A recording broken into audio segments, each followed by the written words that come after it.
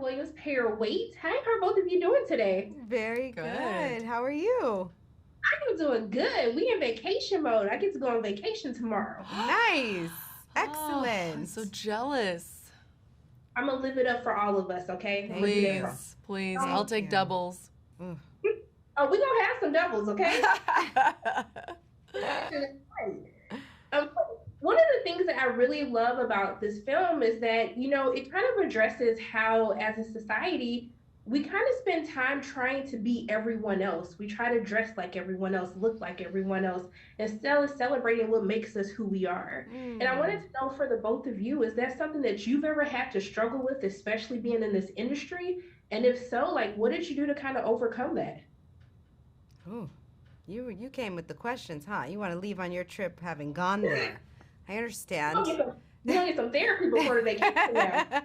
Yeah, I think, I mean, for me, one of the lucky things that happened for me when I was about 12, I started going to a school. I grew up in the Bronx, but I started going to this like very fancy private school on the Upper East Side in New York, like the Gossip Girl land. And so from a really early age, I was sort of struck with how different people kind of perform through their identities, their appearances. And I think I started learning how to be comfortable wherever I was. And some of that in the beginning was by trying to conform to how other people looked. And then I just was like, well, how can I just take what I like and leave the rest? You know, how can I figure out what works for me in these different environments to figure out what's more me? But it was a journey for sure. Okay. How about you? Yeah, I mean, I think of my journey as one that was maybe shared with a lot of women. I think I might be wrong. There might be a handful of us that just kind of like sail right through and know exactly kind of like how to fit into whatever it is you think you need to fit into, right? And that awareness that Kerry was just talking about, I think we all can relate to that to some extent. I definitely, when I started a very long time ago, it wasn't cool to be a model turned actor. That was definitely something when I walked into the room that was just prejudged, and you couldn't be a good actor if you came from that place. And or you couldn't be a versatile actor. You couldn't play parts that people didn't buy you as actually living. So there's this misconception of the classic saying, like, don't judge a book by its cover. It's like the experiences of somebody is maybe not necessarily how you perceive them when they walk into the room. So yeah, when you're younger, I felt like when I was younger, I had to like be really loud. I mean, I'm still loud, but I was like loud out of necessity, like just because I felt like I had to like change so many people's minds, or at least get enough time in the room to do that. And I hope that changes, not just for young people, but like I look at my girls sometimes and I'm like, I hope they don't have to like go through all of that, or maybe just a little bit. We were talking about this earlier, like modulated version of that. Yeah. I need more time because we got to unpack that some more. I like that. Thank you. I really appreciate you both being so open and honest with me. And I just really love that you took the time out of your day to speak with me. I really appreciate the two of you. And I'm just sending love and light both your ways. I hope you have an amazing day. Thank you. I Right hope you back have at an amazing you. vacation. Yes. Anyway, I'm drinking doubles for everybody, okay? You better. Great, You better great. think of me when you're doing that shot. Do it, okay? With you all day. Thank you. Bye. Hi, how are both of you doing today? Good. Good. How are you doing today? Look good. I got me a good little dose of evil and some good mixed in. I kind of want to be in between schools because I feel like I got a little bit of both. Is that okay? Yeah, that's the point of the whole movie. You got it down.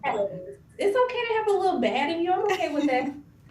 But one of my first questions is I love that this movie talks about how, as a society, we kind of want to be like everybody else. There's nothing that separates us. We want to look the same, talk the same, wear the same things. And I wanted to know for the both of you, being in this industry, how do you make sure that you're living for yourself? How do you make sure that you're not trying to be like everyone else, that you making yourself stand out from the rest of the crowd. Yeah, I'm ever changing. I'm always just changing something. I always have a different color of hair, a different haircut, or every day my fashion changes. Yeah, I can control the way people perceive me based on what I express on the outside. So I try and keep it original and to what I'm feeling every day, and spice it up. Try to keep it real and not let anybody tell me what to do. I don't let anybody tell me what to do.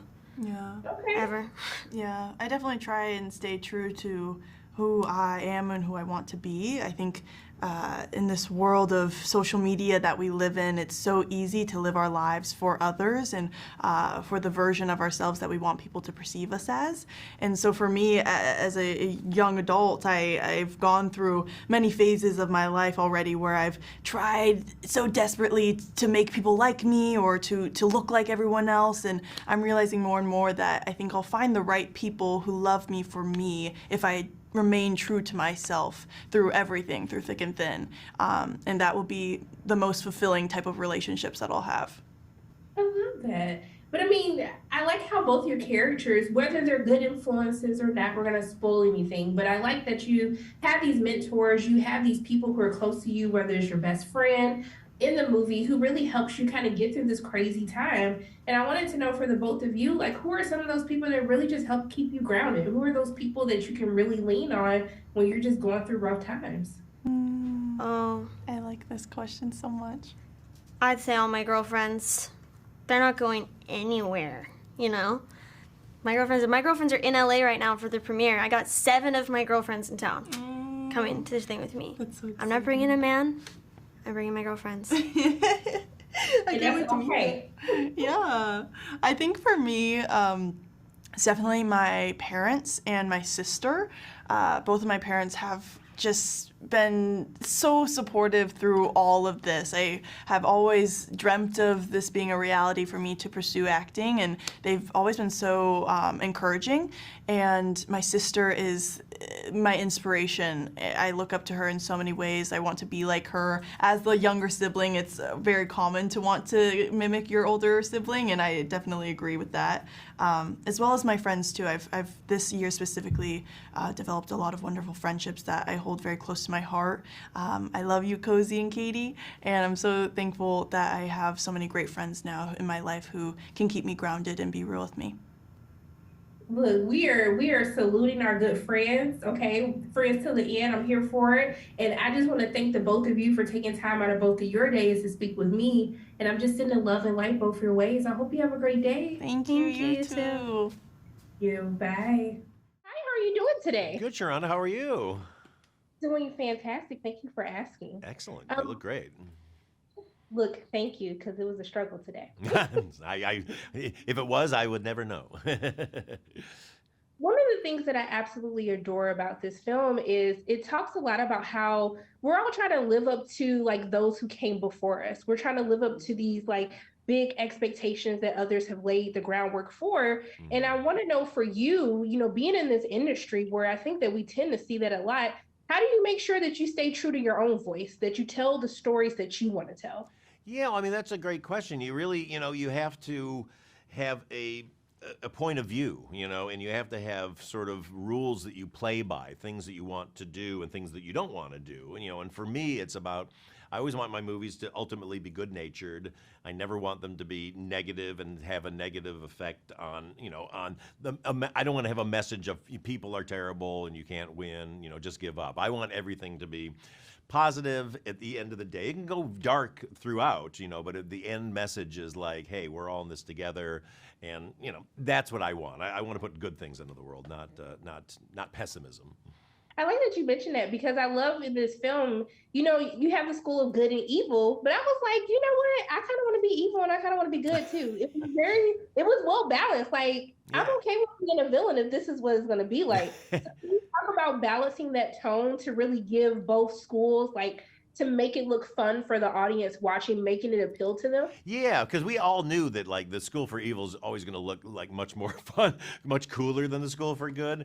But so try to balance it out with sort of the attitudes of each side and really the costumes that they wear. I mean that for me is a big thing, just visually, like how much style we wanted to bring to it, and really, kind of have every student there has their own different style. I mean, in the books they had uniforms, but that felt a little too Harry Pottery to me, and I like the idea they're from all these different cultures, so they're all going to bring their own looks. So I think that kind of helped make both sides kind of aspirational in a weird way. Look, I'm ready to go to either school. Can I do half? Yes, half one totally. You'll be a transfer student. We'll put you back and forth between the two. But look, I live for your cocktails. This is a random side note. I live for cocktails, and I love your cocktail videos. So I have to ask you, participating, working on this film, what will be your cocktail to represent the school of good and evil? Oh my goodness! Wow, that's a good one. For me, everything is represented by a martini. So, but no, there's actually a drink I came up with. It's gin and a little bit of bitters and oh shoot, I'm blanking on what's in it, but it's really it's lovely. It's kind of like a beautiful pink drink that's got a little bit of a kick to it, but it's not too sweet, it's not too bitter, but it's both things. It's both sweet and bitter, like life and love. Look, that has to be the next cocktail video. Can we just get that? Can we get the school of good and evil, the gin martini? That we shall. Yes, definitely. And I have a cocktail book coming out November 15th called Cocktail Time. There you go. Made my day. Yes. Thank you. Okay, I'll be the first in line. Excellent. I just want to thank you so much for taking time out of your day to speak with me. I love everything you do, so I'm so happy I got to speak with you. And I'm just doing nothing but sending love and light your way. I hope you have a great rest of your day. Well, thank you. Back to you, and it's just been wonderful to talk to you. Thank you so much. And I'm gonna be in line for the cocktail book, okay? Do it. Okay, I'm telling you, you'll like it. It's very fun. Thank you so much. Thanks. Cheers. Bye. Bye-bye. Hi, how are you doing today? Good. Thanks so much for being here. Thanks for having me. I like this shirt though. Give me this shirt. Thank you. I feel like it gave good and evil vibes. You don't know which side I'm on. It did. Okay, can I be in the middle? Can we make a school that's in between good and evil for people who are just undecided? Well, that's kind of the theme of the movie, I think, is that ultimately we're all kind of in the middle, Yeah, and I mean, that's one of the things that I really love about it is, everyone feels like they have to check into this box, right? Of people who come before them, of, how we see the princesses and the villains, like there's certain boxes that you have to check. And I wanted to know for you, like, how do you make sure that you're just living for yourself? How did you make sure that, like, I'm just going to build my own road? I don't need to do what others have done before me. I think for me, I'm lucky that I have an inner compass that doesn't allow me to go too far off track. And it sort of violently pulls me back onto the path. So when I had this story I wanted to tell, there was no way I couldn't put it onto paper. My body wouldn't have let me. So I feel like in that way, I just have two strong urges creatively, and I have to follow them.